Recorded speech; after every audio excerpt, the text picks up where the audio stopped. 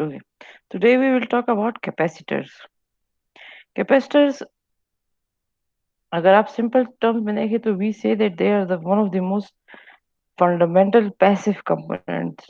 Passive क्यों? Passive उन components को कहते हैं which take energy from the circuit. वो अपनी तरफ से कोई एनर्जी नहीं देते, वो एक्टिव कंपोनेंट से एनर्जी लेते हैं। तो कैपेसिटर भी पैसिव है, और तो इसका काम है एनर्जी स्टोर करना, लेकिन ये अपनी तरफ से एनर्जी नहीं प्रोड्यूस कर रहा, ये एक्टिव कंपोनेंट से एनर्जी लेकर स्टोर करता है, इसलिए इसको भी हम पैसिव कहेंगे। तो सबसे जो सिंपलेस्ट कैपेसिटर होता है वो क्या होता है? टू पैरेलल प्लेट्स होते हैं और उनके बीच में डाइलेक्ट्रिक होते हैं। ये जो दो पैरेलल प्लेट्स है, दे आर कंडक्टर्स, किसी भी कंडक्टर से बने होंगे। और ये जो बीच में है dielectric, this is suppose to be insulator. Dielectric insulator को कहते हैं, यानी कि वो मटेरियल जिसमें से करंट फ्लो नहीं कर सकता। अब हम ये कहते हैं कि जितनी ज्यादा यहाँ पर चार्ज स्टोर होगा, उतनी ही इसकी कैपेसिटेंस हाई होगी। Let's look at this picture. यहाँ पे आप देखिए, these are two parallel plates, ये बीच में इसका इंसुलेटर लगा है। जब हम इसको डीसी वोल्टेज देते हैं, तो होता क्या है कि यहाँ पर हमने नेगेटिव पोलैरिटी कलेक्ट की। Negative charge starts coming here, और यहाँ पर इस कंडक्टर, इस प्लेट पर जमा होना शुरू हो जाता है। अब इसके सामने ये वाला प्लेट है, इनके बीच में डाइलेक्ट्रिक है, लेकिन ये एक दूसरे को फिर भी अट्रैक्ट और रिपेल कर सकते हैं। ये क्या करेगा, ये इस वाली प्लेट पर अगर कोई नेगेटिव चार्ज है उसको रिपेल करना शुरू कर देगा, क्योंकि ये नेगेटिव चार्ज की क्वालिटी है कि वो लाइक चार्ज को रिपेल करेगा। यहाँ पे जो थोड़े बहुत इलेक्ट्रॉन्स बचे हुए थे वो यहाँ से चले जाएंगे, रिपेल होना शुरू हो जाएंगे, और पॉजिटिव चार्ज यहाँ पर एक्यूमुलेट होना शुरू हो जाएगा। तो आप जितना ज्यादा इसको नेगेटिव करेंगे, उतना ही ज्यादा यहाँ पर पॉजिटिव चार्ज अपीयर होना शुरू हो जाएगा। What happens that they will keep on attracting each other, but they cannot join each other, क्योंकि इनके बीच में इंसुलेटर है जो कि डाइलेक्ट्रिक कहलाता है। ये जो दोनों चार्जेस एक दूसरे को अट्रैक्ट कर रहे हैं, ये एक फील्ड बनाएंगे। जहां जब भी इलेक्ट्रॉन्स या पॉजिटिव चार्ज एक दूसरे को अट्रैक्ट करते हैं, तो एक किस्म का फील्ड बनाते हैं। हम कहते हैं यहाँ पर पोटेंशियल डिफरेंस है। क्यों? क्योंकि potential difference which is voltage होता क्या है, कितनी ताकत से इलेक्ट्रॉन यहाँ पे जाना जाता है, that is voltage. Because if we see, what does voltage do? It makes current flow. What is current? The flow of electrons. तो ये भी वोल्टेज ही है। ये कितनी तेजी से यहाँ पे जाना चाहता है टुवर्ड्स दी पॉजिटिव चार्ज। तो यहाँ पर हमने एक किस्म का वोल्टेज क्रिएट किया।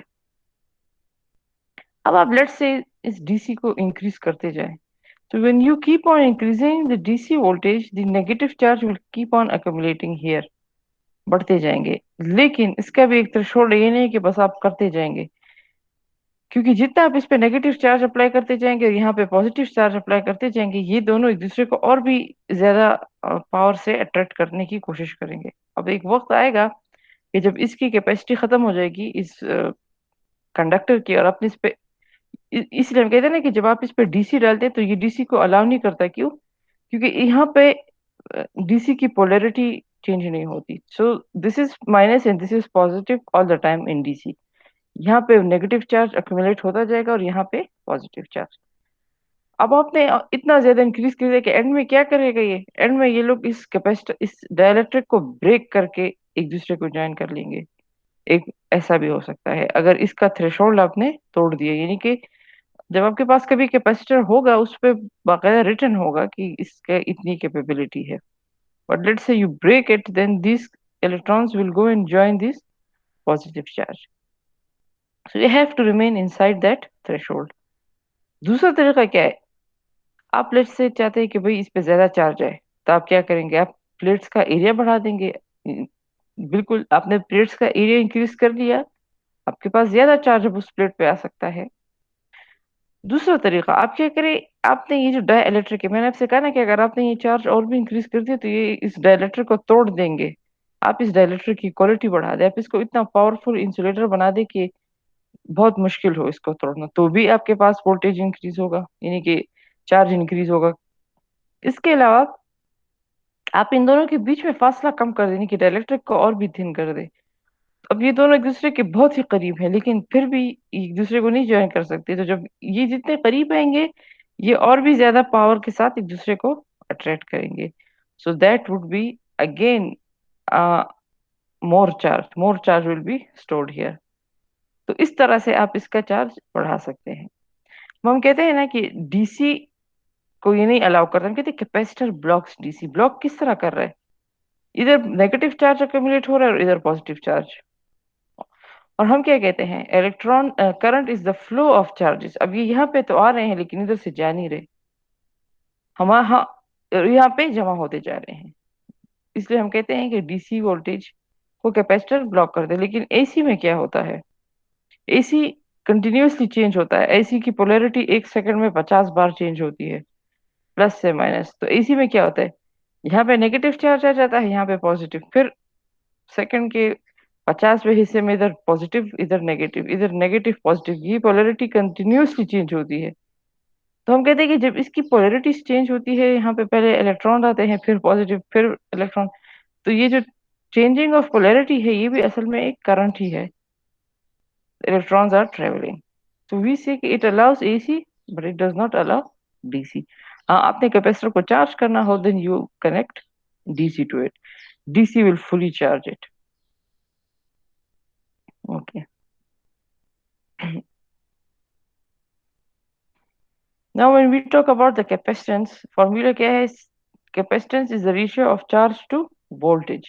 ये इसका फॉर्मूला है कि कैपेसिटेंस का क्या फॉर्मूला है।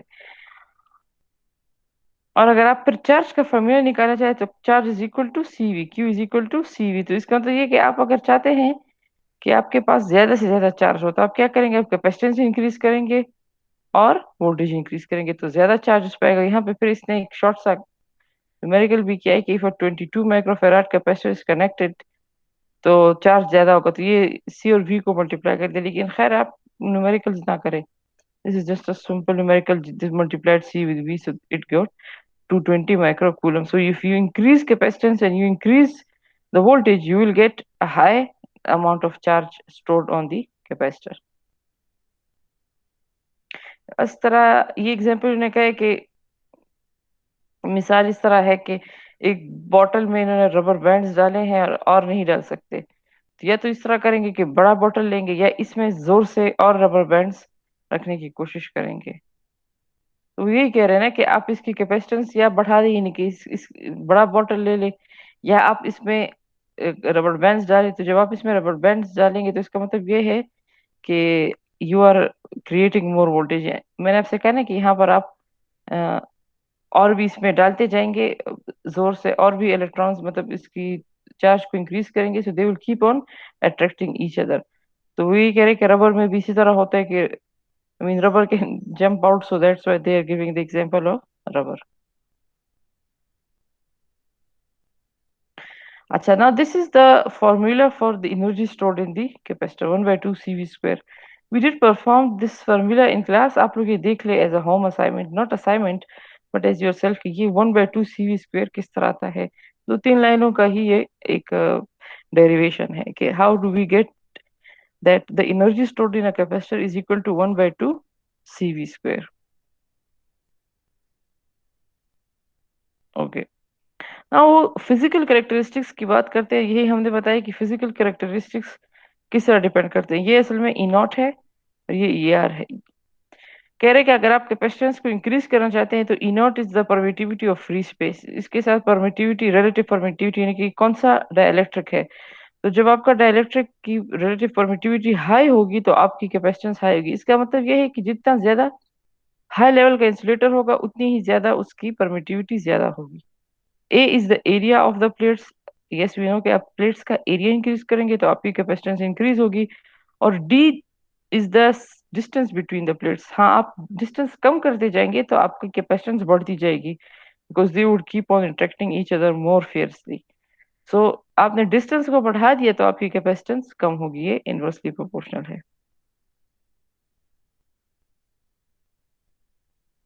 Again, this is a numerical, but don't do it. We don't do. I have copied these slides from the internet. They were so good and colorful, so I didn't change it. But numericals आप लोग ना करें। अच्छा, now these are the pictures of some real capacitors जो कि हमारे पास real life में होते हैं। तो वो अब मतलब हम तो हमेशा यही समझते हैं कि capacitor is like two plates और बीच में डाइलेक्ट्रिक होता है, but in reality they are different. Two plates और बीच में जो डाइलेक्ट्रिक होता है that is only to teach us और to give us a picture of how capacitor works, but in reality there are not only two plates, there are many plates. तो for example ये जो type of voltage है, ये कह रहे हैं कि ये कैपेसिटर इसको माइका कैपेसिटर कहा जाता है। तो ये फॉइल के बीच में माइका लगा होता है, बहुत सारे फॉइल्स के बीच में लेयर ऑफ माइका शीट्स होते हैं। जो माइका एक्ट्स लाइक अ इंसुलेटर, और जब आप उसको आउटसाइड देखते हैं तो उसकी ऐसी शक्ल होती है उस कैपेसिटर की।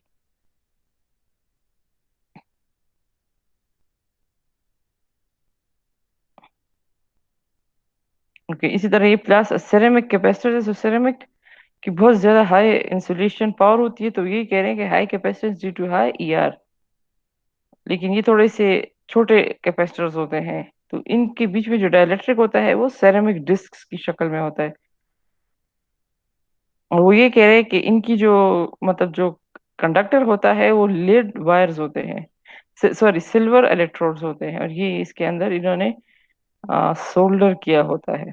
और जब आप इनको बाहर से देखेंगे, this is how they look like. इसी तरह कैपेसिटर के में हमारे पास प्लास्टिक फिल्म्स कैपेसिटर होते हैं। तो प्लास्टिक तो अगर आप लोग नोट करें इतना ज्यादा अच्छी क्वालिटी का इंसुलेटर नहीं है, लेकिन इनकी इस कैपेसिटर में इसकी जो प्लेट साइज है वो बहुत हाई होती है, तो इसकी भी कैपेसिटेंस हाई है। इसी तरह ये इलेक्ट्रोलाइटिक कैपेसिटर है, यानी कि बीच में इनके वो होता है, इलेक्ट्रोलाइटिक सोल्यूशन होता है, और फिर दो इलेक्ट्रोड्स होते हैं जो हम बचपन में देखते थे इस तरह का कैपेसिटर, बैटरी जो होती थी। इसी तरह हमारे पास जो वेरिएबल कैपेसिटर्स होते हैं वो कि जिनकी कैपेसिटेंस हम चेंज कर सकते हैं। अगर आप लोग लाइब्रेरी में लेबोरेटरी में देखते हैं तो हमारे पास एक कैपेसिटर बॉक्स भी होता था।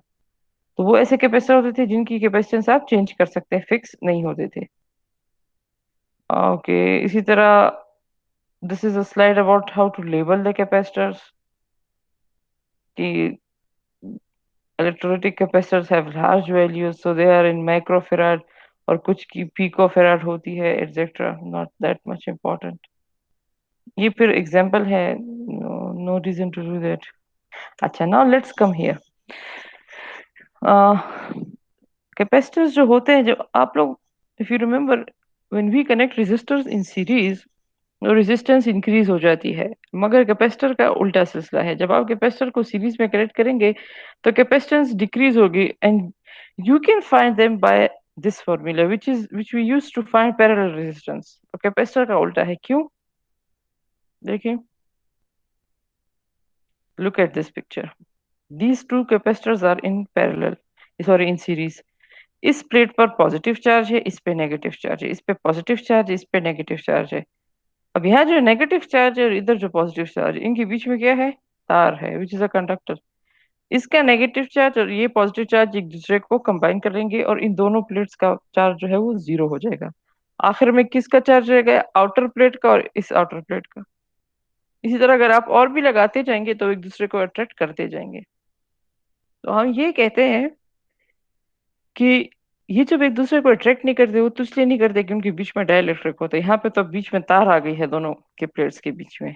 सो that's why they keep on joining each other. इसलिए इनकी जो रिजल्टेंट कैपेसिटेंस होगी सीरीज में वो कम होगी, क्योंकि बहुत से प्लेट्स का जो चार्ज है वो बीच में खत्म हो जाता है, रिकम्बाइन कर लेते हैं एक दूसरे को। इसी तरह ये न्यूमेरिकल्स ना करें। इसी तरह जब आप पैरेलल में कैपेसिटर्स को कनेक्ट करेंगे तो उनका चार्ज एड अप होगा, and you can see, because अगर यहाँ पे पॉजिटिव चार्ज है तो यहाँ भी पॉजिटिव है, यहाँ भी नेगेटिव है। So in no way they are kind of cancelling out each other, so that's why we can easily add their capacitance. अच्छा, at the end let's talk about capacitive reactance. This is the reactance और the internal resistance of a capacitance. So we say that ये वो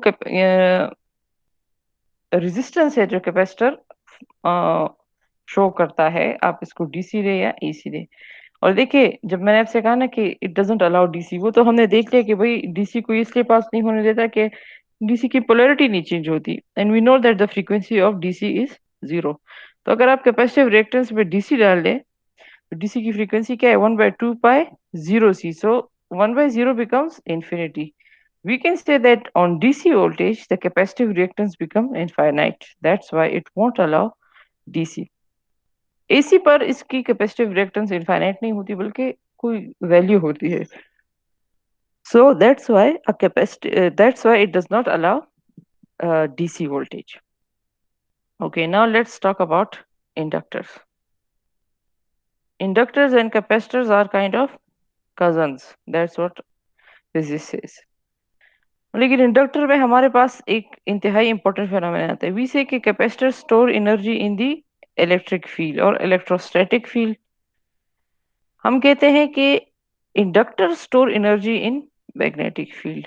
अब होता कैसे है कि in the beginning a scientist name as Hans Christian Oersted, उसने ये रूल निकाला, और वी कैन से उसने ये ऑब्जर्व किया कि ये जो इलेक्ट्रॉन है, ये जो इलेक्ट्रिक करंट है, ये एक मैग्नेटिक फ्लक्स प्रोड्यूस करता है.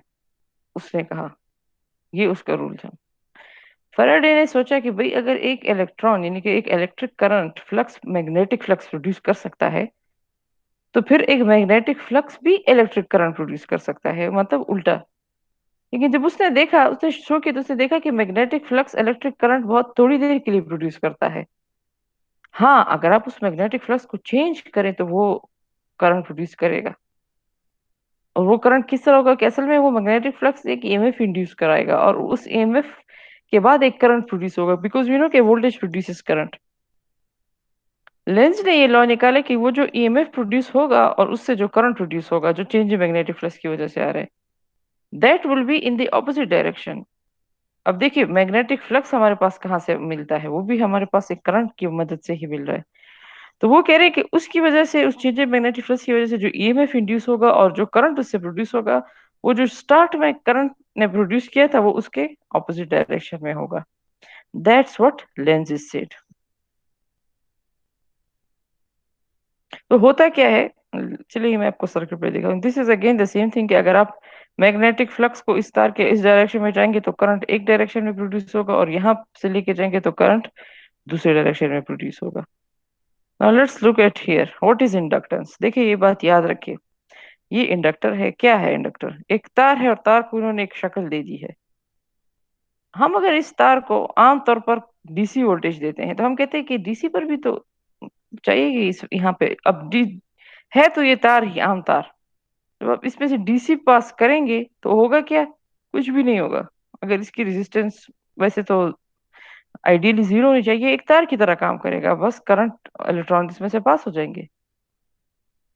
कुछ भी नहीं हुआ. हाँ, थोड़ा सा मैग्नेटिक फील्ड प्रोड्यूस हुआ, क्योंकि आपने इलेक्ट्रॉन्स पहले सीधी तार में जाने थे, अब तार को आपने ऐसी शक्ल दे दी है, तो इलेक्ट्रॉन्स की मोशन स्पाइरल हो गई. मगर एक बहुत ही मामूली सा फील्ड प्रोड्यूस हुआ, बस, और फिर खत्म हो गया. लेकिन अगर आपने इस वोल्टेज को एसी कर दिया, तो ये क्या हो गया? चेंजिंग करंट प्रोड्यूस होगा. और जब चेंजिंग करंट हमारे पास प्रोड्यूस होगा, तो वो चेंजिंग करंट क्या करेगा? वो एक मैग्नेटिक फ्लक्स क्रिएट करेगा इस तरह मोशन में, जब हमारे इलेक्ट्रॉन्स जाएंगे. और वो चेंजिंग मैग्नेटिक फ्लक्स क्यों चेंज हो रहा है? क्योंकि हमारा करंट चेंज हो रहा है. तो वो चेंजिंग मैग्नेटिक फ्लक्स एक ईएमएफ इंड्यूस करेगा अपने ही अंदर, और फिर उस ईएमएफ की वजह से एक दूसरा करंट प्रोड्यूस होगा. और आप देखिए, ये आई वो करंट है जो कि मैग्नेटिक फ्लक्स प्रोड्यूस कर रहा है, और ये आई वो करंट है जो कि ईएमएफ इंड्यूस से हमारे पास प्रोड्यूस हो रहा है. तो दोनों की डायरेक्शन डिफरेंट होगी, ऑपोजिट होगी. इसलिए यहाँ पर जब भी हम मैग्नेटिक फ्लक्स से रिलेटेड करंट लिखते हैं, तो उसके साथ माइनस साइन होता है. कुछ लोग नहीं भी लिखते, लेकिन ज्यादातर लिखते हैं. तो हो क्या रहा है हमारे पास असल में? एक बात आप याद रखें, ये सारी करंट, ये सारी magnetic flux, the only thing behind it is still the electron. Magnetic flux के लिए कोई दूसरे किस्म की चीज नहीं बन रही. बल्कि होता क्या है कि अगर आप इलेक्ट्रॉन को सीधा करंट में पास करेंगे बगैर इस तार के, इस तरह कर्ल किए हुए तार के, तो वो इलेक्ट्रिक करंट होता है. लेकिन अगर आप इलेक्ट्रॉन को थोड़ा सा मोशन दे दे इस शक्ल में, स्पाइरल मोशन, तो वो दूसरी तरह का बिहेवियर करेगा, वो एक मैग्नेटिक फ्लक्स क्रिएट करेगा. अब ये क्यों कर रहा है, इसके पीछे अगर आप बहुत इन डेप्थ जाना चाहेंगे, then that is a physics thing. Which we our self never study. But आप सिर्फ इतना याद रखें कि हाँ, ये इलेक्ट्रॉन की खूबी है कि आप उसको इस तरह की शक्ल दे ज्योमेट्रिक शेप में, उसको लेके जाए तो वो मैग्नेटिक फ्लक्स प्रोड्यूस करता है।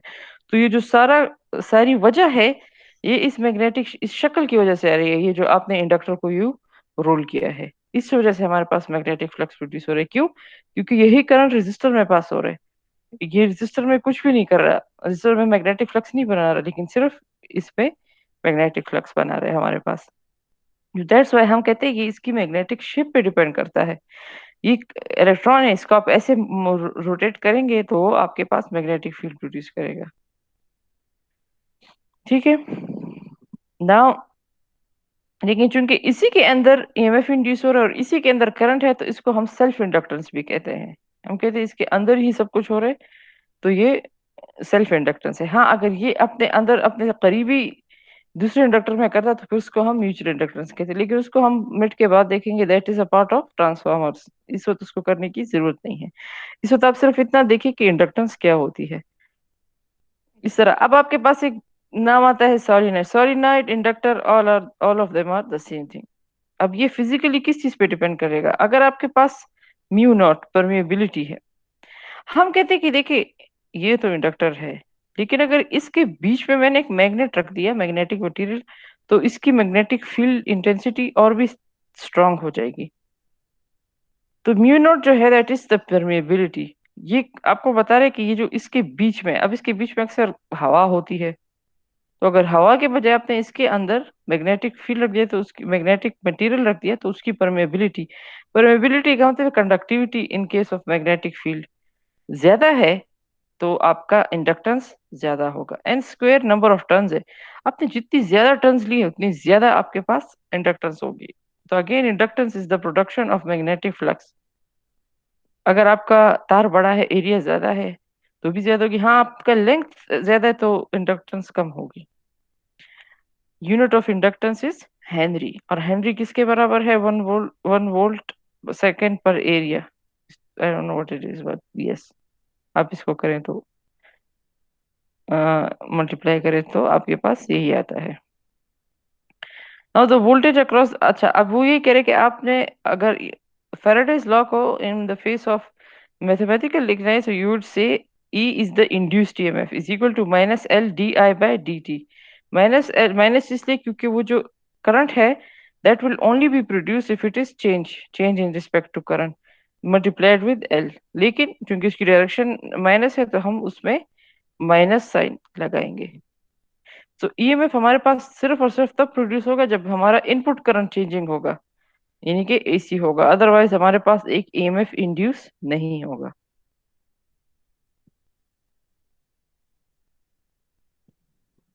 अगेन यहाँ पे भी ये लिखा है कि the value of L depends on the physical size and shape of the circuit element.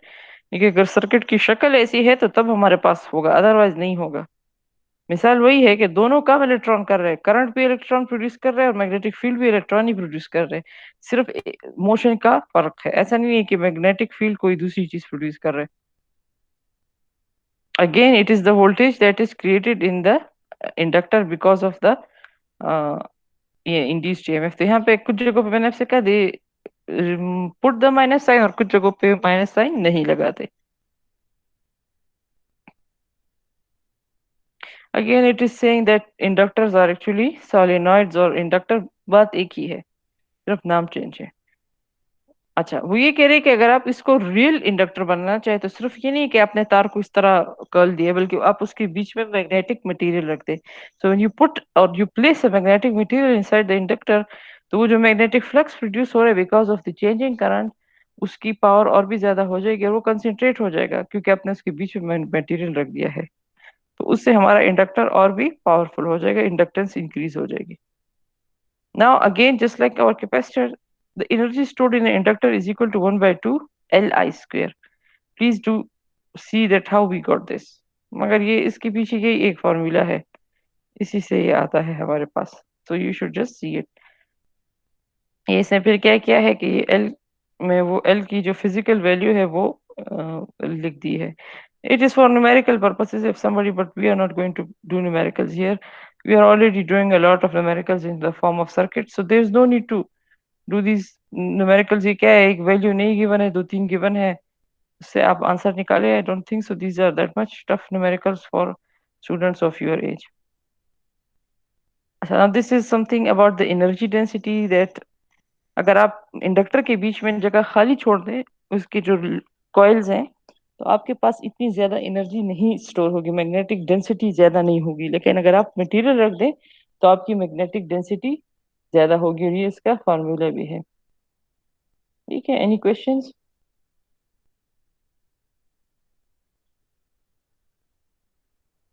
No, ma'am.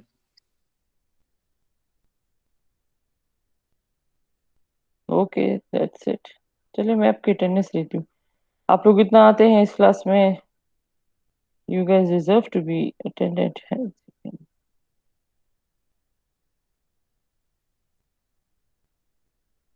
Okay, ठीक है. चलिए, ठीक है, I would upload this recording. Okay, that's it. Thank you, ma'am. अल्लाह हाफिज मैम. अल्लाह हाफिज.